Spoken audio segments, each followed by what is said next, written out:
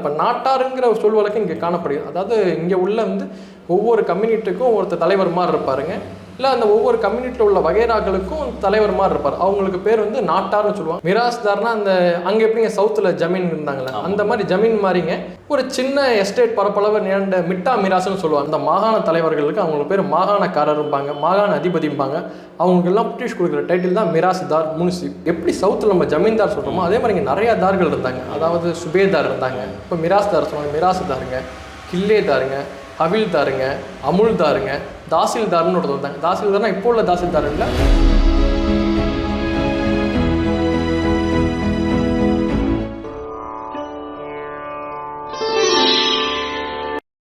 தமிழகத்தின் வரலாற்றிலே தெற்கு பகுதியில் இருக்கக்கூடிய 72 பாளையங்களையும் வடமேற்கு பகுதியில் இருக்கக்கூடிய கொங்கு தேசம் என்ற 24 நாடுகளை பற்றியும் நாம் பரவலாக படித்திருக்கிறோம். அதே வேளையில் தஞ்சை மற்றும் அரியலூர் பகுதியை பற்றி நாம் தெரிந்து கொள்ள முயன்ற போது இந்த பகுதி பல மாகாணங்களை கொண்டதாக இருந்திருக்கிறது. இவற்றை ஆண்ட மக்களை மாகாணக்காரர்கள், அரண்மனைக்காரர்கள் என்றும் கூறியிருக்கிறார்கள். அவ்வாறான ஒரு அரண்மனைக்காரரைத்தான் நாம் இன்று சந்திக்க வந்திருக்கிறோம். ஐயா வணக்கம். வணக்கம் சார். உங்களை அறிமுகப்படுத்திங்க. என் பேர் மகேஸ்வரங்க. நான் ஜமீன் சுத்தமல்லி மாகாணம் பெரிய அரண்மனை குடும்பத்தை சார்ந்த பையங்க. இப்போ தற்போது இது எந்த மாவட்டத்தில் இருக்குங்க? தற்போது இது அரியலூர் மாவட்டத்தில் வருதுங்க. உங்களுடைய அந்த மாகாணம் ஆட்சி காலத்தில், அரசரோட ஆட்சி காலத்தில் யாருக்கு கீழ் இருந்திருக்கும்? நாங்கள் ஆரம்ப காலத்தில் செஞ்சி நாயக்கர்களுக்கு கீழே அந்த மாகாணங்கள் இருந்ததுங்க. அப்புறம் உடையார்பாளையம் பாளையக்காரர்கள், ஜமீன்தார்கள்னு சொல்லுவாங்க. அவங்க செல்வாக்கு பெற்ற அப்புறம் உடையார்பாளையம் ஜமீன்களுக்கு கீழே இந்த மாகாணங்கள் இருந்ததுங்க. அதற்கு முன்பு பார்த்தா இது சோழ நாட்டுக்கு உரியதா? ஆமாங்க, இது சோழ நாடுங்க தான். இது அதாவது இந்த கொள்ளிடத்துக்கு வடகரை, இது விருதராஜ பயங்கர வளநாடுன்னு சொல்லுவாங்க அந்த காலத்தில். அதில் இந்த நம்ம சோழ நாட்டில் ஏகப்பட்ட அரையர்கள் ஆண்டு வந்தாங்க. அதாவது கச்சிராயர், காடவராயர், வேசாலிராயர், பல்லவராயர், சேதுவராயர், அந்த மாதிரி நம்ம குலத்தோட பேர் பெருமாளி ராயருங்க. அதாவது இப்போ இந்த பெருமாளி ராயருங்கிறவங்க சோழ மன்னர் ஆட்சி காலத்துலேருந்தே நாங்கள் இருக்கோம். அதாவது இவங்க சோழர்கள் கீழே தளபதிகளாக இருக்காங்க. அதே மாதிரி சோழர் அந்த நாட்டில் உள்ள சில பகுதிகள்லாம் ஆண்ட மன்னர்களாகவும் இருந்திருக்காங்க. சோழர்களுக்கு பிறகு நாயக்கர்கள் காலத்தில் செஞ்சி நாயக்கர்கள் கீழே உங்கள் பகுதி இருந்திருக்கிறது. அதன் பிறகு உடையார் பாளையத்தில் இருந்திருக்குன்னு சொல்கிறீங்க. உடையார் பாளையத்திற்கு பிறகு யாருடைய கட்டுப்பாட்டில் இருந்திருக்கு? உடையார்பாளையத்துக்கு பிறகு இந்த உடையார்பாளையம் ஜமீன் ஆனதுக்கப்புறங்க நாங்கள் உடையார்பாளையம் சமஸ்தானத்தோட எங்கள் கிராமம் இணைஞ்சிருச்சுங்க, ஜமீன் சுத்தமல்லி. மீதி உள்ள கிராமங்கள் எல்லாமே எங்களுக்கு கட்டுப்பட்ட கிராமங்கள் எல்லாம் அயன் கிராமங்களாக ஆயிடுச்சு. அயன் கிராமங்கள்னா டைரெக்டாக பிரிட்டிஷ் அந்த கிராமங்களை ஆக்குபை பண்ணிக்கிட்டாங்க. வரி நேரடி வரிவிப்புக்கு உட்படுத்திட்டாங்க. இப்போ உங்கள் ஊருக்கு வேறு ஏதாவது பேர் இருக்குங்களா? பழைய ஆரம்பத்தில் இதே பேரால் வேறு பேர் இருந்துச்சுங்க? ஆரம்பத்தில் சுத்தமல்லி தாங்க பேருங்க.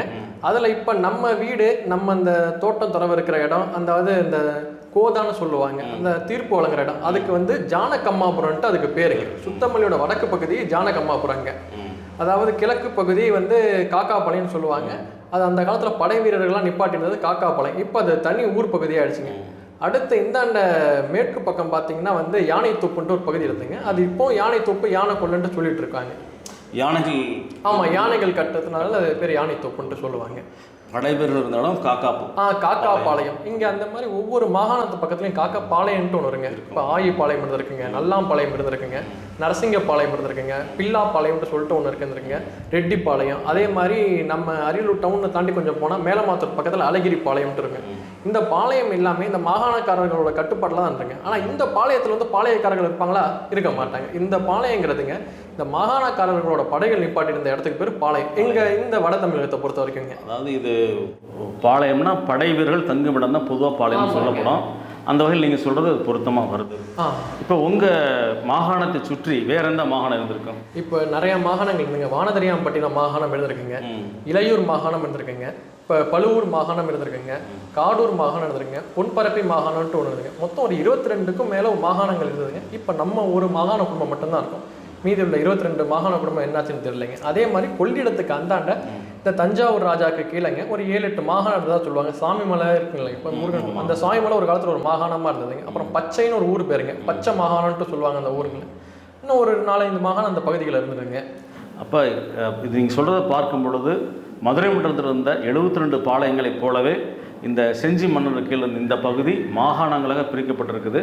அங்கே இருந்தவங்க பாளையக்காரர்கள்னு சொல்லியிருக்கிறாங்க, இங்கே மாகாணக்காரர்கள்னு சொல்லியிருக்கிறாங்க. இரண்டும் பெயர் மட்டும்தான் மாற்றம், மற்றபடி ஆட்சி முறையில் ஒரே மாதிரி தான் இருக்குது. ஆமாங்க, அதே மாதிரி அங்கே எப்படி சவுத்தில் இருக்குங்களோ அதே மாதிரி தான் இங்கே இந்த பட்டம் கட்டுறது அந்த மாதிரிலாம் விட்டுங்க. அதே மாதிரி ஒவ்வொரு மாகாணக்காரருக்கும் சில பேர் பட்டத்து யானை ஏறணும்னு சொல்லுவாங்க, சில பேருக்கு பட்டத்து பரி ஏறணும்னு சொல்லுவாங்க. அதாவது குதிரை வச்சுக்கிறது தான் சில மாகாணக்காரருக்கு உரிமைங்க. சில மாகாணக்காரர்களுக்கு யானை வச்சுக்கிற உரிமை, நமக்கு வந்து யானை வச்சுக்கலாம். பட்டத்து யானை ஏறின்ட்டு நமக்கு ஒரு பட்டப்பேர் இருக்குங்க. இப்போ நீங்கள் அந்த மாதிரி ஜமீன்தார்கள் அவங்க வந்து பட்டம் கட்டுற முறை ஒன்று தனியாக வச்சுருக்காங்க. சரி. பட்டக்காரங்கன்னு சொல்லி கொங்கு தேசத்தில் இருக்கக்கூடியவங்க அது ஒரு முறை வச்சுருக்காங்க.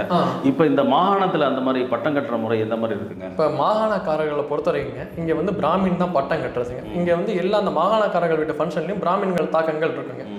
அதே மாதிரி ஒவ்வொரு மாகாணக்காரர்கள் அரண்மனையிலும் ஒரு பிராமணர் இருப்பாங்க, அவங்களுக்கு வந்து காரியஸ்தர்னு சொல்லுவாங்க. அந்த பிராமணர்கள் தான் எங்களுக்கு பட்டம் கட்டுறதுங்க.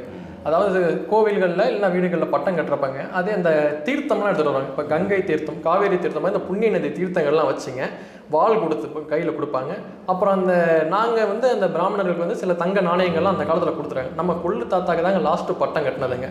அவர் பேர் வந்து ஸ்ரீமான் ராமசாமி பெருமாளி ராயருங்க. அதுக்கப்புறம் நம்ம இதில் யாரும் பட்டம் கட்ட. இப்போ எத்தனை தலைமுறை அந்த மாதிரி பட்டம் கட்டலைங்க?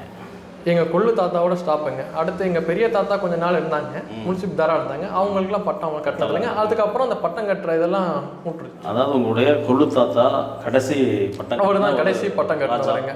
ஆமாங்க. அடுத்து உங்கள் தாத்தா வந்து பட்டம் கட்ட. எங்கள் பெரிய தாத்தா அவங்கெல்லாம் பட்டம் கட்டலைங்க. 1970 காலகட்டத்தில் எங்கள் கொள்ளு தாத்தா இருந்து 60 காலகட்டத்தில் கொள்ளு தாத்தா இறந்துட்டார். அதுக்கப்புறம் யாரும் பட்டம் கட்டுறது இல்லைங்க நம்ம இதில். தாத்தாக்கு அப்புறம் அப்பா நீங்கள் யாருமே பட்டம் கட்ட. நாங்களாம் பட்டம் கட்டுறது இல்லைங்க. இப்போ அந்த பட்டம் கட்டாமல் இருந்தாலும் இன்னும் எதுவும் இழப்பு இல்லை உங்களுக்கு? அதெல்லாம் ஒரு இழப்பும் எங்களுக்கு இல்லை. கோவில் மரியாதை, ஊர் மரியாதை அந்த மாதிரி அதெல்லாம் இல்லைங்க. முன்னாடிலாம் இருந்தது. இப்போ அந்த கோவில்கள்லாம் கவர்மெண்ட்டை கொடுத்துட்டோம். இப்போலாம் அந்தந்த ஊர் மக்களை தாங்க பராமரிக்கிறாங்க. சுத்தமல்லியில் உங்கள் கட்டுப்பாட்டு அந்த பகுதியில் பிரசித்தி பெற்ற கோவில் ஏதாவது இருந்துச்சுங்களா? ஆமாங்க. சுத்தமல்லி ஜமீன் சுத்தமல்லி காளியம்மன் கோவில் வந்து ரொம்ப பிரசித்தி பெற்றதுங்க. அப்போ ஒரு காலத்தில் கோவில் வந்து நம்ம கண்ட்ரோல் இருந்ததுங்க. இப்போ கிராமத்து மக்கள்கிட்ட கொடுத்துட்டோங்க. அந்த தெய்வம் வந்து அந்த காலத்தில் போருக்கு போகிறப்போ வந்து அந்த தெய்வத்தை வணங்கிட்டு போகலாம். அது வந்து இப்போ ஆய்வாளர்கள் என்ன சொல்கிறாங்கன்னா அந்த சோழர் காலத்து காளி டெம்பிளுங்களா, அதாவது அந்த காலத்தில் வந்து சோழர்கள் வந்து இந்த கலிங்க தேசம், கன்னட தேசம் அந்த மாதிரி இடத்துல போரின் போது வெற்றி பெற்று அங்கே உள்ள சிலைகளை வந்து எடுத்துகிட்டு வருவாங்க. அப்போ எடுத்துகிட்டு வந்த சிலைகள் தானே அந்த காளியம்மன் சிலைங்க. ஜமீன் சுத்தமல் இருக்கிற சிலை வந்து காளி சிலை ஒரு ஆமாங்க, வடப்பகுதியிலேருந்து எடுத்துகிட்டு வந்து வச்சது தான். இங்கே கங்கை கொண்ட சோழபத்தில் நிசம்ப சூதனின்னு ஒரு சிற்பம், ஒரு கோவில் இருக்குது. அது வந்து வடதேசந்து கொண்டு வந்த சிலைன்னு சொல்லுவாங்க. அதுபோல் உங்கள் ஊர் அதே மாதிரி இங்கே உள்ள பல காளி கோவில் அதான் கான்செப்ட்டுங்க. ஆமாங்க. போர் தெய்வம், போர் தெய்வம் போரில் வெற்றி பெற்று அங்கிருந்து அந்த கோவிலில் சிலைகளை இங்கே கொண்டு வந்து பிரதிஷ்டை பண்ணியிருக்கிறாங்க. வேற என்ன கோவில் அங்கே இருந்துச்சுங்க? வேறங்க சிவன் கோவில் இருந்ததுங்க. அது சோழர் காலத்துல அந்த கோவில் இருக்கு. அந்த கோவிலோட பராமரிப்பு தர்மகர்த்தாவாக நாங்கள் இருந்திருக்கோங்க. அப்புறம் ஒரு பெருமாள் கோவில் இருந்ததுங்க. அந்த பெருமாள் கோவிலாக கொஞ்சம் இடைப்பாடு இருந்தது. அது எங்கள் காலத்துல தான் நல்லா கட்டப்பட்டதுங்க. அதான் நம்ம கொள்ளு தாத்தா அவங்க மூதாதைகள் காலகட்டத்தில் கட்டப்பட்டதுங்க. அங்கே வந்து பிராமணர்கள்லாம் வந்து படைக்கு இங்கெல்லாம் ஆட்கள் இல்லைன்ட்டு விருத்தாச்சலம் பகுதியிலேருந்து சில பிராமண குடும்பங்கள்லாம் கூட்டு வந்து இங்கே வச்சதா சொல்லுவாங்க. இப்போ அரண்மனை அப்படின்னு சொன்னால் அரண்மனைக்கான சுற்றுச்சுவர், அதாவது கோட்டை சுவர், அரண்மனை இருந்திருக்கும், உங்களுக்கு இருந்திருக்கும். அது இப்போ ஜமீன் சுத்தமல்லியில் இருக்குதுங்களா? எந்த நிலையில் இருக்குது? இப்போ பாதி டேமேஜில் தாங்க இருக்குது. இப்போ ஒரு 3/4 ஏக்கரில் அது இருக்குங்க. இப்போ அந்த பழைய கோட்டை இருந்த இடத்துல இப்போ உள்ள ஹைஸ்கூல் இருக்குங்க. அந்த ஹைஸ்கூல் கட்டுறப்ப கூட நிறையா மதில் சுவர் மாதிரிலாம் கீழே இதெல்லாம் கண்டுபிடிச்சிருக்காங்க. அதே மாதிரி அங்கே ஒரு கோட்டை இருந்ததுக்கான சான்றுகள் நமக்கு இருக்குது. அந்த கரெக்டாக நிறையா கருங்கல் இதெல்லாம் அது எப்படி அடித்தளம், அதே மாதிரி அந்த காம்பவுண்ட் சுவர்லாம் இருக்கும் பாருங்கள், அந்த காலத்தில் அதெல்லாம் கண்டுபிடிச்சிருக்காங்க. அதே மாதிரி அந்த பகுதிகளில் ஒரு கோட்டை இருந்ததுக்கான சான்றுகள் இருக்குது. அதே மாதிரி எங்களுக்கு சொந்தமாக காசாங்குடியில் ஒரு கோட்டை இருந்தால் அந்த கோட்டையை நிர்வாகம் பண்ண கில்லேதார்ன்ட்டு ஒரு குடும்பம் தான். நம்ம சின்னதாத்தா என்ன சொல்லியிருக்காங்கன்னா, அவங்க சின்ன வயசில் அந்த கோட்டையை பார்த்துருக்காங்களா. அந்த கோட்டையை வந்து எங்கள் ஆளுங்க வந்து இப்போ இடையில ஒரு 50-70 வருஷத்துக்கு முன்னாடி நெல் வைக்கிற குடோன் மாதிரி அந்த கோட்டை யூஸ் பண்ணியிருக்காங்க. ஆனால் இப்போ அங்கே வந்து கோட்டை இருந்ததுக்காக சான்றுகள் அந்த ஊர் மக்களுக்கும் தெரியல. நானும் எங்கள் நண்பர்கள்லாம் காசாங்கோட்டையில் இருக்காங்க, நானும் விசாரிச்சு பார்த்தா அங்கே ஒரு கோட்டை இருந்ததா வந்து நமக்கு அந்த மக்களுக்கு தெரியல. பட் ஆனால் பிரிட்டிஷ் ரெக்கார்டை நான் அவரோட படித்து பார்த்தேங்க. நிலக்கோட்டை ஜமீன்தாரில் வந்து நம்ம அண்ணன் ஒருத்தர் ஃப்ரெண்டு இருக்காருங்க ஜெகதீஷ். அவங்க வந்து த அரிஸ்டோக்ரேசி ஆஃப் இந்தியான்ட்டு ஒரு புக்கு அமைச்சிருக்காங்க. அந்த புக்கு பிடிஎஃப்ல நம்ம காசாங்கோட்டை ஃபோர்ட்டை பற்றி இருக்குங்க. அதே மாதிரி இங்கே நிறையா கோட்டைகள்லாம் இருந்தது. இப்போ காசாங்கோட்டையில் ஒரு கோட்டை இருந்ததுங்க. இங்கே பக்கத்தில் அமிர்தராயன் கோட்டைன்ட்டு ஒரு கோட்டை இருந்ததுங்க. அப்புறம் வந்து மதனத்தூரில் ஒரு கோட்டை இருந்ததாக சொல்லுவாங்க. இங்கே எப்படி அங்கே சவுத்தில் ஆங்கிலேயர்களுக்கும் பாளையர்களுக்கும் சண்டை வர மாதிரி இங்கே வந்து பிரெஞ்சுக்காரர்களுக்கும் எங்களுக்கு தான் சண்டை வந்ததுங்க. பிரெஞ்சுக்காரர்களுக்கும் தான் சண்டை வருதுங்க. அப்போ அந்த காலகட்டத்தில் ஃப்ரெஞ்சு படையெடுப்பு இங்கே வேற பெரிய லெவலில் நடந்திருக்குங்க. அப்போ ஏகப்பட்ட கோட்டைகளை வந்து நிறைய இது ஃப்ரெஞ்சு கவர்மெண்ட் இடிச்சு தள்ளிட்டு போயிட்டாங்க. இன்னமும் அந்த பகுதிகள் நான் சொல்கிற பகுதிகளெலாம் போனால் சிலர் இந்த கோட்டை இருந்ததுக்கான சான்றுகள் இருக்கும். அதே மாதிரி பீரங்கி பயன்பாடு எங்கள் ஊர் சைடு அதிகங்க. அது ஆட்காடு நவாப்டேருந்து தஞ்சாவூர் மராட்டாஸ்லேருந்து அந்த பீரங்கி பயன்பாடை நாங்கள் எல்லாம் கற்றுக்கிட்டோம். இப்போ இங்கே உடையார்பாளையம் சமஸ்தானத்தில் நீங்கள் அந்த பீரங்கிகள் பார்க்கலாம். அதே மாதிரி எங்கள் ஜமீன் சுத்தமல்லி இருக்கிற பகுதியில் அந்த பக்கத்தில் உள்ள தோட்டங்கள்லாம் இன்னமும் அந்த பீரங்கி கல்குண்டுகள்லாம் நீங்கள் பார்க்கலாங்க. பீரங்கி பயன்பாடு அதிகம் வந்திருக்குன்னா போர் அதிகமாக நடந்திருக்கு. பீரங்கி பயன்பாடு இங்கே ரொம்ப அதிகம். ஃப்ரெஞ்சோடைய தாக்கம் அப்படின்னா பாண்டிச்சேரியுடைய பகுதிக்கு அருகே இருக்கக்கூடிய ஒரு, அதாவது ஈஸியாக அவங்க அப்ரோச் பண்ணக்கூடிய ஒரு பகுதியாக இருந்திருக்கு இந்த பகுதி.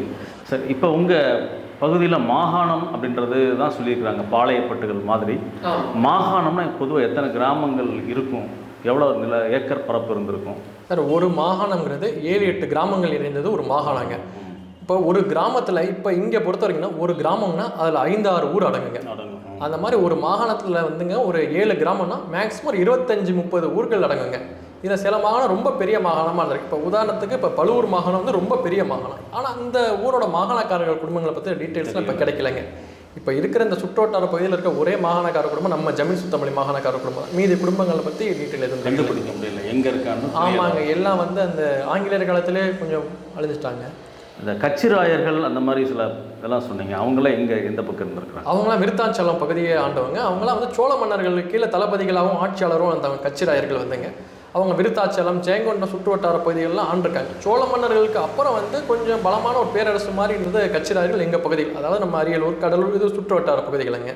இப்போ உங்களுடைய திருமண உறவுகள், அதாவது நீங்கள் அரண்மனைக்காரங்களாக, அதாவது மாகாணக்காரங்களாக இருந்த பொழுது உங்களுடைய திருமண உறவுகள் எந்த மாதிரி குடும்பங்கள் இருந்துச்சு? உங்கள் மாதிரியே மாகாணக்காரர் மட்டும்தான் இருக்குமா, ஏனைய உங்கள் இன மக்களோட இருந்துச்சுங்களா? அது மாகாணக்காரருக்குள்ளேயே இருக்குங்க. அப்புறம் இங்கே அந்த பெரிய சில ஜமீன்கள் மாதிரிலாம் இருந்தாங்க, சில சின்ன சின்ன சமஸ்தானங்கள் சொன்னாங்க, கச்சிராயர் அந்த மாதிரின்ட்டு.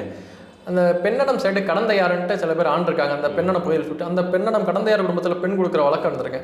அதே மாதிரி வேசாலின்ட்டு ஒரு மக்கள் இருக்காங்க, வேசாலி குடும்ப வகைரான்ட்டு இப்போ சொல்லுவாங்க. அந்த வேசாலிகள் வீட்டில் நம்ம பெண் எடுத்து பெண் கொடுக்குறது இருந்திருக்கு.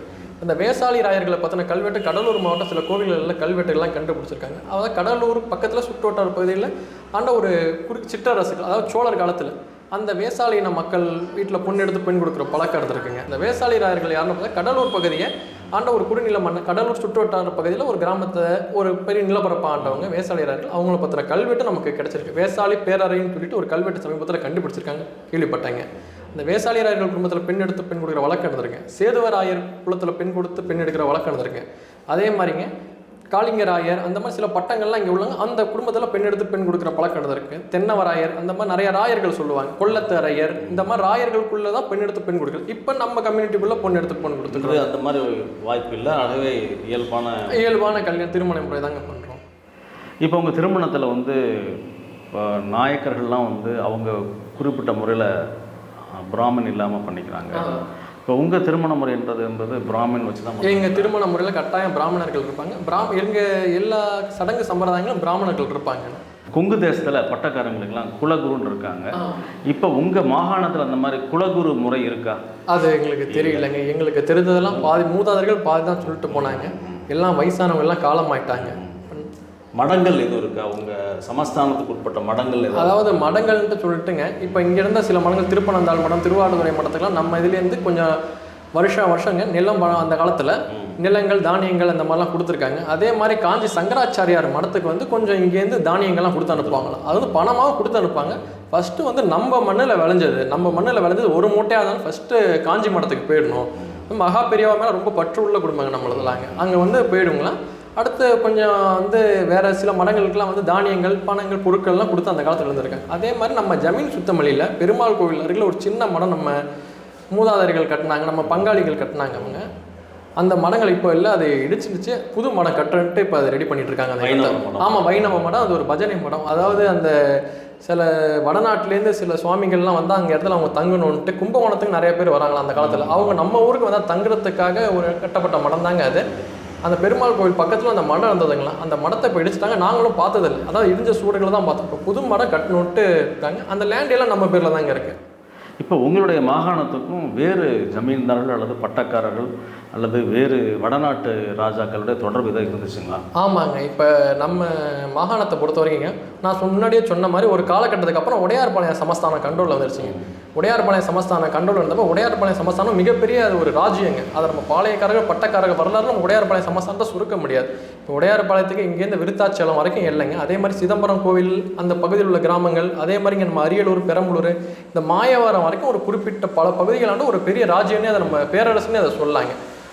ஒரு காலகட்டத்தில் இந்த மாகாணக்காரர்கள்லாம் உடையார்பாளையத்துக்கு கீழே தான் இருந்தாங்க. அதாவது வரி கட்டிக்கிட்டு இப்போ நம்ம மூதாதையர்கள், செஞ்சி நாயக்கர்களுக்கு அப்புறம் இந்த உடையார்பாளையம் சமஸ்தானங்கள் கீழே தான் இவங்கெல்லாம் வரி கட்டிட்டு இருந்தாங்க. அந்த உடையார்பாளையம் சமஸ்தானத்தோட டச்சில் இருந்ததுனாலங்க. அதே மாதிரி நம்ம கும்பகோணம் பக்கத்தில் இருக்கனால இந்தியாவுள்ளும் உள்ள பல ராஜ குடும்பங்கள், இந்த பிரபு குடும்பங்கள்லாம் வருவாங்க. அப்படி வரப்போ ஒரு ராஜ குடும்பம் வருதுன்னா இந்த பக்கத்தில் உள்ள அந்த பெரிய பெரிய ராஜா ஜமீன்கள்லாம் சந்திக்கிற பழக்கம் இருந்துருங்க.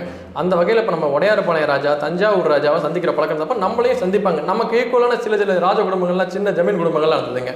அப்படி வரப்போ உடையார்பாளையம் நம்ம குடும்பங்கள்லாம் பார்த்து போகிறப்ப அங்கே வட இந்தியாவோட கொஞ்சம் நல்ல தொடர்பில் இருந்தாங்க. அதாவது அவங்கள பிரின்ஸ்லி ஸ்டேட் அந்த அந்தஸ்தில் உள்ள மகாராஜாஸ்லாம் இன்னும் இருக்காங்க. அவங்களுடைய நாணயங்கள் கூட நம்ம வீட்டில் கொஞ்சம்லாம் இருக்குங்க. அந்த பரோடா சமஸ்தானம், திருவிதாங்கூர் சமஸ்தானம் நாணயங்கள்லாம். அதே மாதிரி கடித போக்குவரத்துலாம் இருந்திருக்குங்க. இப்போ உடையார்பாளையம் சமஸ்தானத்தில் கூட அது இருக்குங்க. இப்போ நம்ம வீட்டில் இருந்த பல கடிதங்கள்லாம் போயிடுச்சு, அதோட அருமை தெரியாமல் போயிடுச்சுங்க. இப்போ உங்கள் வீட்டில் அந்த மாகாணக்காரர் இருந்தபோது இருந்த படைக்கருவிகள் அல்லது ஆவணங்கள் வேறு என்ன பொருள் எதுவும் வச்சுருக்கீங்களா?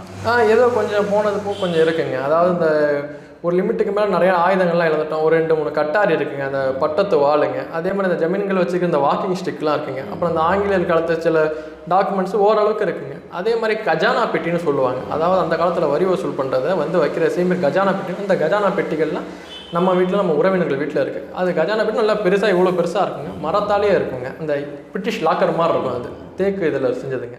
இங்கே இந்த பகுதியில் தானியங்கள் போட்டு வைக்கக்கூடிய ஒரு மரப்பெட்டி ஸ்பெஷலைசேஷனாக இருக்குன்னு சொல்லுவாங்க. ஆமாங்க, அதுக்கு பேர் வந்து பத்தாயம். நம்ம வீட்டில் கூட இருக்கு, அப்புறம் காட்டுறேங்க. பத்தாயம், அதுக்கு பேர் பத்தாயம். மரத்துலேயே இருக்குங்க. இந்த ரூம் பெருசு இருக்கும்.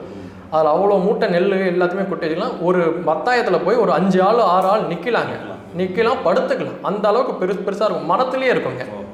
மரத்தில் செய்யப்பட்ட ஒரு தானிய சேமிப்பு கிடங்குன்னே அதை சொல்லலாம். ஏன்னா ஒரு 10 ஆள் அதுக்கும் மேலே உள்ளவங்க படுத்தலாம். ஒரு வீட்டுக்கு அந்த அரண்மனை வந்து அந்த பத்தாயங்கிறது வந்து சேஞ்ச் ஆகுங்க. வேற உங்கள் மாகாணத்துக்குரிய சிறப்பம்சமாக எதை சொல்லலாங்க? நம்ம மாகாணத்துக்கு உள்ள சிறப்பம்சம்னா, நான் சொன்ன மாதிரி இந்த 23 மாகாணம்லையும் பெரிய மாகாணம் நம்ம மாகாணம் தான். நம்ம மாகாணத்துக்கு வந்து உடையார்பாளையம் சமஸ்தானத்துலேருந்து நிறைய இந்த விருதுகள்லாம் கொடுத்துருக்காங்க. அதாவது விருதுகள் அந்த காலத்தில் வந்து இந்த பகல் தீவெட்டி, வெண் சாமரசம், அந்த கவரிமான் மூடி, அந்த மாதிரிங்க. அதே மாதிரி நகராங்கிற ஒரு இசைக்கருவி ஒன்று இருக்குங்க. அதுக்கு பேர் இப்போ தமிழில் முரசுன்னு சொல்லுவாங்க. அதெல்லாம் நம்ம வீட்டில் இருந்தேங்க. அதே மாதிரி இந்த சிங்கமுக பல்லக்கு வச்சுக்கிற உரிமை நமக்கு உடையார்பாளையம் சமஸ்தானத்தில் கொடுத்தாங்க. மாகாணக்காரர்களே பட்டத்து யானையை பாளையங்காத்த படையாத்திராயர் நமக்கு ஒரு டைட்டில், சப்டைட்டில் மாதிரியே இருக்குங்க. அதாவது பட்டத்து யானை நம்ம வீட்டில் இருந்திருக்குங்க. அது நம்ம குள்ளு தாத்தா காலம் வரைக்கும் இருந்திருக்கு. பட்டத்து யானை வைத்துக்குள்ள உரிமை இருக்கும். அதில் ஒருத்தர். ஆமாங்க. இன்னொன்று வட தமிழகத்தை பொறுத்த வரைக்கும் பல்வேறு ஜமீன்தார்கள் வீட்டில் உடையார்பாளையம், பிச்சாவரம், அரியலூர், அந்த மாதிரி நிறையா சமஸ்தானங்கள் வந்து யானைகள் இருந்திருக்கு. பட்டத்து யானைகள். அதாவது இங்கே சில ஜமீன்களில் யானைகள் இருக்கும். யானைகள் இருந்தாலும் அந்த யானையை வந்து சாமிக்கு வைக்க தான் எடுத்துகிட்டு போவாங்க பல்லக்கு. ஆனால் இவங்க வந்து யானை மேலே ஏறி போகலாங்க. பட்டத்து யானைகள் வைத்துக்கொள்ளும் உரிமை எங்கள்கிட்ட இருந்ததுங்க. அதே மாதிரி அந்த நிறைய சொல்லுவாங்க, அந்த மகுடம் மாதிரி சொல்லுவாங்க பாருங்கள். அதாவது தலைப்பாகையில் ஒரு ரத்தினக்கல் ஒன்று இருக்கும். அந்த ரத்தினக்கல் ஒரு உரிமை மட்டும்தான் எங்களுக்கு ராஜா கொடுக்கலையும். அதாவது அந்த ரத்தினக்கல் பேர் திடீர்னு தெரியல. அதாவது அந்த ஒரு அட்டிகை மாதிரி சொல்லுவாங்க. அந்த கல், அந்த தலைப்பாகையில் அந்த கல் வச்சா வந்து நமக்கும் ராஜாவுக்கும், நம்ம 2 பேரும் ராஜாவுக்கும் உங்களுக்கு சமமாயிடும்ட்டு எல்லா உரிமையும் நம்மளுக்கு உடையார்பாளையம் சமஸ்தானத்தில் கொடுத்தாங்க. முன்னாடியே சொன்ன மாதிரி வெண் சாமரசம், இந்த பகல் தீவெட்டி, அப்புறம் வந்து இந்த கொடிகள்லாம் உண்டு. புலிக்கொடி, அன்னக்கொடி, அனுமன் கொடி, கருட கொடி, மச்சக்கொடி. அந்த கொடிகள்லாம் திருவிழா காலங்கள் அந்த காலத்தில் எடுத்துகிட்டு போனாங்க. இன்னமும் இருக்குது. அதெல்லாம் இப்போ பயன்பாட்டில் இல்லை. இந்த மாதிரி பல்லக்கெல்லாம் இருந்துங்க. நானே பார்த்துருக்கேன். இப்போ கொஞ்சம் டேமேஜாக அப்படி இப்படி இருக்குங்க. உங்களுடைய மாகாணத்தில் பல்லக்கு வச்சு பல்லக்கு வச்சுக்கிற உரிமை நமக்கு இருந்ததுங்க. பல்லக்கை வந்து யார் சுமந்துருப்பாங்க? அந்த பல்லக்கு வச்சுக்கிற பல்லக்கு மானியன்ட்டு அவங்களுக்கு வழங்கியிருக்காங்க. பல்லக்கு தூக்குறவங்களாம் இருந்தாங்க. இப்போலாம் அந்த பல்லக்கு நாங்கள் யூஸ் பண்ணுறது கிடையாதுங்க. அப்படி யாரும் பணியாளர்லாம் இல்லை. இப்போலாம் அது யாருமே இல்லை. நாங்களும் இப்போ மக்களை இணைஞ்சிட்டோம். எல்லாத்தையும் ஜாலியாக தான். இல்லை, அந்த மாதிரி பணியாளர்கள் உங்கள் மாகாணத்துக்கு இருந்திருக்கிறாங்க. இன்னும் அவங்களோட அவங்க உறவு இருக்காங்களா இல்லையா அப்படின்னு தான். அவங்களோட நாங்கள் இல்லை. அவங்களுக்கு தெரியும் ஏதாவது நாள் நல்லது கெட்டதுன்னா பார்க்குறது அந்த மாதிரிங்க. உங்கள் குலதெய்வம் அப்படின்னு ஏதாவது ஒரு கடவுள் இருக்கும் இல்லைங்களா? அது என்ன குலதெய்வம் உங்களுக்கு? எங்களுக்கு குலதெய்வம் பொன்னியம்மனுங்க. அதாவது இப்போ மருதையன் கோவில்ன்ட்டு ஒரு இடம் இருக்குது. அங்கே இருக்க பொன்னியம்மன். அடுத்த மருதையன் சாமியை நம்ம கும்பிடுவாங்க. அந்த பொன்னிங்கிறது நம்ம காவேரிங்க. அந்த காவேரியோட மறுபேர் தான் பொன்னி. இப்போ திருநெல்வேலி, அந்த கன்னியாகுமரி சைடு ஒரு பொன்னியம்மன் ஒரு தெய்வம் இருக்குது. அந்த பொன்னியம்மன் தெய்வம் இங்கே உள்ள தெய்வம் ஒன்று கிடையாதுங்க. அது வேறு தெய்வம், இது வேறு தெய்வம். இந்த பொன்னிங்கிறது அந்த காவேரி நதிங்க. எங்களுடைய பண்பாடு அந்த காவேரி ஊற்றி தான் எல்லாமே இருக்கும். அதாவது நான் சொன்னேங்க, இந்த பட்டம் கட்டுறதுன்னு இல்லை. இப்போ பட்டம் கட்டுறப்ப அந்த நிறையா தீர்த்தங்கள் வச்சு தான் பட்டம் கட்டுவாங்க. கங்கை தீர்த்தம், இந்த மாதிரி புண்ணிய தீர்த்தம் வைக்கிறப்ப நம்ம இதில் இது காவேரி தீர்த்தமாக வைப்பாங்களாம். அந்த காவேரி இங்கே வாழ்க்கையோட ஒட்டி எப்படி சொல்லுது அது மாதிரிங்க. அதோடைய நீர்ப்பாசனம் தான். ஆமாங்க. அந்த இன்னொன்று எங்கள் கிராமங்கள் எல்லாமே இந்த காவேரி கரையை ஒட்டி தான் இருக்குங்க. நாங்கள் எங்கள் பகுதிகளில் இருந்தது எல்லாமே இந்த பக்கத்தில் வந்து ஜமீனுக்கு உட்பட்ட கிராமங்கள் எல்லாமே அந்த காவேரி கரை பகுதிகளில் தான் இருக்குது. அந்த காவேரி ஒரு தெய்வம் மாதிரிங்க. ஜமீன் உட்பட்ட பகுதின்னு சொன்னால் எதை சொல்லலாங்க? அதாவது இப்போ நம்ம இதுக்கு உட்பட்டது எதுனாங்க, நம்மளோட எல்லை பகுதி வந்து ஜானகம்மாபுரம் செப்பேடுன்னு உடையார்பாளையம் சமஸ்தானம் ஒரு செப்பேடு இருந்தது. கேசி பெரிய குழந்தை மகாராஜாட்ட அந்த செப்பேடு இருந்ததுங்க. அந்த செப்பேட்டில் வந்து நம்ம மாகாணத்தோட எல்லை பரப்பை குறிப்பிட்டிருக்காங்க. அதாவது கஞ்சங்கொல்லைங்கிறது அணக்கரை பக்கத்தில் இருக்குங்க. அது லாஸ்ட்டு எல்லை நமக்கு. அந்த குருவாடின்னு ஒரு ஊருங்க. அந்த குருவாடி பக்கத்தில் அந்த கல்யாண பூபால சமுத்திரம் ஸ்ரீராமவக்காரின்னு ஊர்லாம் இருந்திருக்கு. இப்போ ரெக்கார்டில் அந்த ஊர் பேருங்களாம் நான் பரட்டி பார்த்தப்ப ரெக்கார்டில் அந்த ஊர்கள்லாம் கிடைக்கலங்க. அதே மாதிரி நமக்கு வந்து வேற அந்த கருப்பூர் மாகாணத்துக்கு முன்னாடி உள்ள சில பகுதிகளும் நமக்கு உள்ளதுங்க. நம்ம அந்த பழுவூர் பற்றுன்ட்டு இந்த பழுவூர் சொல்லுவோம். இந்த பழுவூருக்கு முன்னாடி உள்ளதும் நம்ம பற்றுன்னா என்னதுங்க? பற்றுங்கிறது இந்த இப்போ நாடு கூட்டம் அந்த மாதிரி சொல்லுவாங்களே. நான் சொல்லுவாங்க செஞ்சி நாயக்கர் கீழே டைரெக்டாக இந்த பகுதியெல்லாம் இருந்தப்போ பற்றுன்ட்டு ஒரு இது இருந்திருக்கு. மொத்தம் 17 பற்று இருந்ததாக சொல்லுவாங்க. அது என்னென்ன பற்றுன்ட்டு இப்போ எனக்கு சரியாக தெரியும். அதே மாதிரி நம்ம அடிக்காமலை வரைக்குமே நம்ம மாகாணத்தோட எல்லைங்க. இது எல்லாமே அந்த செப்பேட்டில் இருக்குங்க. அடிக்காமலை ஊர் இருக்குங்க, அந்த கஞ்சங்கொல்ல, அதே மாதிரி ஸ்ரீராமவக்காரின்ட்டு பூபால சமுத்திரன்ட்டு அந்த எல்லை கிராமங்கள்லாம் இதுன்னு போட்டிருக்கு. இதுக்குள்ளே உட்பட்ட ஊர் எல்லாமே எங்களுக்கு தாங்க. இந்த புளியங்குழி, நரியங்குழி, வெண்மான் கொண்டான், உள்ளியக்குடி, பருக்கல், அப்புறம் வந்து காசாங்கோட்டைன்னு ஒரு பகுதிங்க, அப்புறம் இந்த அருள்மொழி ஒட்டிய பகுதிங்க, ஸ்ரீபுரம் தான். அப்படியே வந்து இந்த தென்கட்சி பெருமாளத்தம், மேலக்குடிக்காடு, கீழக்குடிக்காடு, அப்படியே லைட்டாக அந்த அன்னகாரம்பேட்டை கரைகள், அதுலேருந்து வந்து நம்ம ஜமீன் சுத்தமல்லி மாகாணத்துக்கு உட்படுத்துதுங்க. அதுக்கப்புறம் வந்து கருப்பூர் மாகாணத்தாருக்கு வந்து இருக்குங்க. இன்னொன்று இது எல்லாமே வந்து இப்போ ஒரு யூ ஷேப்பில் போகுங்க. அப்போ இப்போக்கு நடுவில் உள்ள ஊர்கள் எல்லாமே வந்து வனப்பகுதியாக இருந்தது அப்போ. இன்னொன்று அது பழுவூர் மாகாணத்துக்கு கீழே சில ஊர்களில் வரும். அதனால் யூ ஷேப்பில் இப்படி போகுங்க ஊர்கள் எல்லாமே. அதாவது அந்த காவேரியை ஒட்டின கிராமங்கள், காவேரி கரையை ஒட்டின கிராமங்கள் எல்லாமே நம்மளுடைய ஆட்சிக்கு உட்பட்ட பகுதிகளாக இருந்ததுங்க. நம்மளால் அந்த காலத்தில் வந்து நாட்டாமைக்காரர்கள்ட்டு ஒவ்வொருத்தரும் நியமிப்பாங்க. அதாவது அந்த நாட்டாமைக்காரர்கள் வந்து ஊர் தலைவர்கள் மாதிரி, இப்போ உள்ள வில்லேஜ் பிரசிடென்ட் மாதிரிங்க அந்த நாட்டாமைக்காரர்கள். இப்போயும் அந்த நாட்டாமைக்காரர்கள் குடும்பங்கள்லாம் இல்லை. இப்போ நாட்டாருங்கிற ஒரு சொல் வழக்கு இங்கே காணப்படுகிறது. அதாவது இங்கே உள்ள வந்து ஒவ்வொரு கம்யூனிட்டிக்கும் ஒருத்தர் தலைவர் மாதிரி இருப்பாருங்க. இல்லை அந்த ஒவ்வொரு கம்யூனிட்டியில் உள்ள வகைராக்களுக்கும் தலைவர் மாதிரி இருப்பார். அவங்களுக்கு பேர் வந்து நாட்டார்னு சொல்லுவாங்க. அவங்க தான் ஊரில் நல்லது கெட்டது எல்லாமே பார்ப்பாங்க. அவங்களுக்கு மேலே நாட்டாமைகளும் ஒரு போஸ்டிங்கிறது. இப்போ அந்த நாட்டாமைங்கிறது நம்ம பகுதிகளில் இல்லைங்க. ஒவ்வொரு இனத்திற்கும் ஒரு நாட்டார் நாட்டார் இருந்திருக்காங்க. நாட்டாருக்கு சீஃபுங்க நாட்டாமை. அந்த நாட்டாமைக்கு சீஃபு நம்ம மாகாணங்க. அந்த நாட்டோட வேலை என்ன? அந்த ஒரு இன மக்களுக்கு என்ன அவங்க பொறுப்பு? அவங்க வந்து அந்த ஊரில் நல்லது கெட்டதெல்லாம் பார்த்து செய்கிறதுங்க. அதே மாதிரி அவங்க வரி வசூலித்து நம்மள்கிட்ட வந்து கொடுப்பாங்க. நம்மள்கிட்ட வரி வந்த அப்புறம் உடையார்பாளையம் சமஸ்தானத்துக்கு இங்கேருந்து போவாங்க அந்த வரிகள்லாம். இன்னைக்கு நாட்டோட பணி எதுவும் இல்லை. இப்போ நாட்டார்கள்லாம் ஊரில் நல்லது கெட்டது அதுக்கு இனத்துக்குள்ளே பார்த்து அவங்க இனத்துக்குள்ளே அந்த வகைராக்குள்ளே பார்த்துக்குவாங்க நாட்டார்கள்லாம். மிராஸ்தார்னு வார்த்தை சொன்னீங்க. ஆமாங்க, மிராஸ்தார். மிராஸ்தார்னா என்னங்க? மிராஸ்தார்னா அந்த அங்கே எப்படிங்க சவுத்தில் ஜமீன் இருந்தாங்களே அந்த மாதிரி ஜமீன் மாதிரிங்க. ஒரு சின்ன எஸ்டேட் பரப்பளவு நேர்ந்த மிட்டா மிராசுன்னு சொல்லுவாங்க. அதாவது ஒரு 4 கிராமம் 5 கிராமம் அந்த பகுதியில் ஆள்றவங்களுக்கு பேர் மிட்டா மிராசுதார்கள். அதாவது இந்த வெள்ளைக்காரங்காலத்தில் வந்து பிரிட்டிஷ்க்கு வந்து டேக்ஸ் வசூலித்து கொடுத்தவங்க. அந்த மிராசுதார்கள் எல்லாமே இந்த மாகாணக்காரர்கள் வழி வந்தவங்க தான் அந்த மிராசுதார்கள். அதாவது ஆங்கிலேயர் காலம் வந்தப்போ இந்த மாகாணங்கள் எல்லாமே ஆங்கிலேயர் காலத்தில் ஒழிஞ்சிருச்சிங்க. அதாவது எஞ்சின்னு நம்ம ஜமீன் சுத்தமல்லி மாகாணம் வந்து கொஞ்சம் தப்பிச்சிருச்சு. இப்போ ஜெயங்கொண்ட சோழபுரம் மாகாணம்லாம் டேரெக்டாக பிரிட்டிஷ் கண்ட்ரோலில் போயிடுச்சு. பழுவூர் மாகாணம் டேரெக்டாக பிரிட்டிஷ் கவர்மெண்ட் கண்ட்ரோலில் போனால் நிறையா மாகாணங்கள் எழுந்துருச்சு. எஞ்சிய மாகாணங்கள்லாம் இருந்தாங்களா அந்த மாகாண தலைவர்களுக்கு அவங்களுக்கு பேர் மாகாணக்காரர் இருப்பாங்க, மாகாண அதிபதிப்பாங்க. அவங்களுக்கெல்லாம் பிரிட்டிஷ் கொடுக்குற டைட்டில் தான் மிராசுதார், முன்சிப். இப்போ நம்ம பெரிய தாத்தா முன்சிப்தாராக இருப்பாங்க. அவங்க கண்ட்ரோலில் தான் மிராசுதாரையும் இருக்கும். அதாவது எங்கள் சின்ன தாத்தா மிராசுதாராக இருப்பாங்க. இந்த முன்சிப் மிராசுதார் எல்லாம் ஒரே குடும்பத்துக்குள்ளேயே இருக்குங்க. பொதுவாக அந்த சிற்றரசுகள் இருந்த காலத்தில் பட்டயங்கள்லாம் இருந்திருக்கும். உங்கள் மாகாணத்துக்கான பட்டயங்கள் எதுவும் இருக்கா? பட்டயங்கள்லாம் அந்த காலத்தில் இருந்ததுங்க, நிறையா பட்டயம். ஒரு 40 வருஷத்துக்கு முன்னாடி பாண்டிச்சேரியிலேருந்து கொஞ்சம் இந்த ஃப்ரெஞ்சு ரிசர்ச்சர்லாம் வந்தாங்களா, அப்போ அவங்க வந்தப்போ பட்டயங்கள்லாம் கொடுத்ததா சொல்லுவாங்க. வேறு எந்த பட்டயங்களும் இல்லைங்க. ஆனால் அந்த உடையார்பாளையம் சமஸ்தானத்தை சார்ந்த சில பட்டயங்களில் நம்ம ஜமீன் சுத்தமல்லி மாகாணத்தை பற்றின குறிப்புகள், இப்போ நான் சொன்னலைங்க இந்த கிராமங்கள்லாம் இந்த காசாங்கோட்டை வரைக்கும் உள்ள கிராமங்கள்லாம் எங்கள் பகுதியில் இருந்தது. அந்த வரிகள் எல்லாமே அந்த பட்டயத்தில் இருக்குது.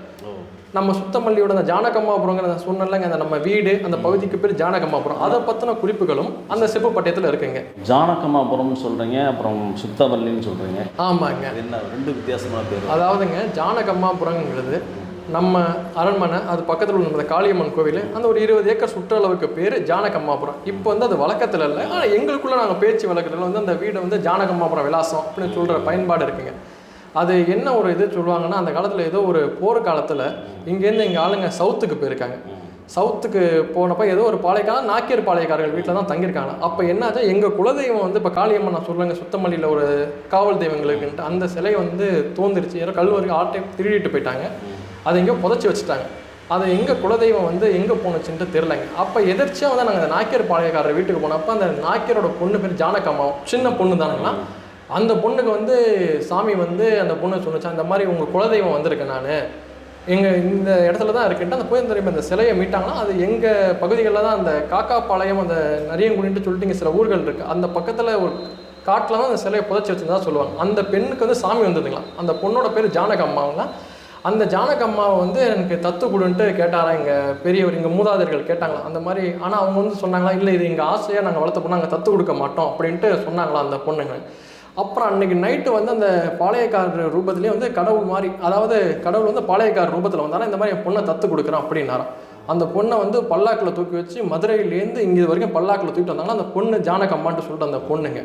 அப்புறம் ஒரு நாள் பாளையக்காரர் வந்து எதிர்ச்சியாக இங்கே வரப்போ கும்பகோணத்தில் வந்து அந்த பாளையக்காரர் எதுக்கோ வந்து வந்திருக்காங்களாம். ஏதோ இங்கே சாமி கும்பிட்றது வந்தப்போ இந்த அவர்கிட்ட சொல்லுறாங்க, உங்கள் பொண்ணு நம்ம வீட்டில் நல்லா வளர்த்துங்கன்ட்டு அவருக்கு புரியல. அந்த பாளையக்காரர், நம்ம பொண்ணு தான் எங்கள் வீட்டில் இருக்கே, இல்லைங்க நாங்கள் பல்லக்கில் வச்சு தூக்கிட்டு வந்தோம் அப்படின்ட்டு எங்கள் வீட்டு ஆளுங்க சொல்லியிருக்காங்க.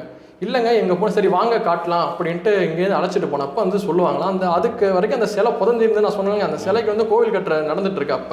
அப்போ அந்த கோவில் கட்டுற கும்பாபிஷேகம் அப்போ அந்த ஜானகம்மான்னு விட்டோடனே அந்த சாமியோட ரூபம் வந்தோடனே இவங்கெல்லாம் ஒரு மாதிரி அது பரவசத்தில் எதுவும் அது சரியாக எனக்கு தெரியலைங்க அது எப்படி சொல்லுதுன்ட்டு.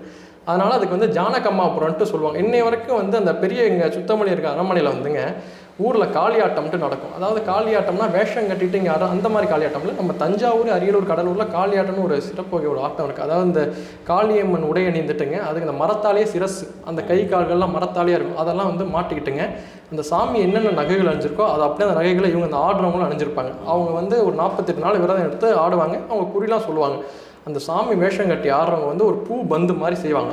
அந்த பூ பந்தை வந்து நம்ம அரண்மனை வாயிலேருந்து தூக்கி போட்டால் அந்த பூ பந்து அப்படியே வந்து அந்த பூமராங் ஷேப்பில் வளைஞ்சி நம்ம சாமி இருக்கிற ரூமுக்கு போயிடுமா. கரெக்டாக இன்னைய வரைக்கும் அந்த சம்பிரதாயங்கள்லாம் நடந்துகிட்ருக்கு. அந்த சாமி இருக்கிற ரூமுங்க அந்த காலத்தில் வந்து இப்போ ஒரு காலகட்டத்தில் இங்கே நவாப் படையெடுப்புலாம் இருந்தப்போ அந்த சுவாமிகள்லாம் பாதுகாக்கணும் நம்ம வீட்டில் பாதுகாத்தாங்க. அந்த சுவாமி நகைகள், ஆபரணங்கள், அந்த செப்பு திருமணிகளும் நம்ம வீட்டில் தான் பாதுகாத்தாங்க. அந்த இடத்துல வந்து இன்னமும் நாங்கள் வந்து விளக்கு, அதாவது அரண்மனைக்குள்ளேயே இருக்காது, இன்னமும் தீபம் வச்சு அந்த இடத்த கும்பிட்ற பழக்கம் இருக்குங்க. அதே மாதிரி இந்த ஜானகம்மாங்கிற தெய்வமும் அந்த இதுக்குள்ளே இருக்கட்டா சொல்லுவாங்க. ஜானகம்மான்ற தெய்வம் கோவில் கிட்ட கோவில்லாம் இல்லைங்க, அது வந்து ஒரு எப்படி சொல்லுவோம் விளக்கு மட்டும்தான்ட்டு சொல்லுவாங்க. அந்த ஜானகம்மாங்கிற தெய்வம் அது எங்கள் காளியம்மன் தெய்வம் தாங்க, இருந்தாலும் ஜானகம்மா அவதாரன்ற மாதிரி சொல்லுவாங்க. அது எங்களுக்கு முழு ஸ்டோரின்னு தெரியலங்க. இது ஒரு எபிக்ஸ், நம்ம ஒரு புராணமாக தான் இதை பார்க்கணுங்களா, இதை நம்ம வரலாறாக பார்க்க முடியாது. சிலை இல்லாத ஒரு ஆமாங்க, இதெல்லாம் வந்து ஒரு புராண செய்தி மாதிரி எங்கள் மூதாதையர்கள் சொன்னதுங்க. ஊர் பேர் ஜானகம்மாபுரம். ஜானகம்மாபுரம்னு அந்த பகுதி பேர். இப்போ அது கரெக்டாக அந்த பட்டயத்தில் கூட அந்த ஜானகம்மாபுரங்கிற வேர்டு வந்திருக்குன்னு சொல்லியிருக்கேன்.